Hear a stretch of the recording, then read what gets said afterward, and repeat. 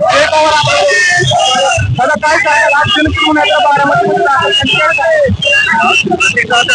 आपल्याला दिसतंय. तुमच्या नावाची चर्चा उमेदवारीसाठी विधानसभेच्या काय सांगाल?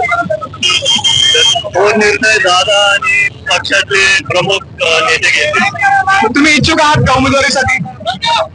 तो निर्णय जेव्हा होईल तेव्हा बघूया.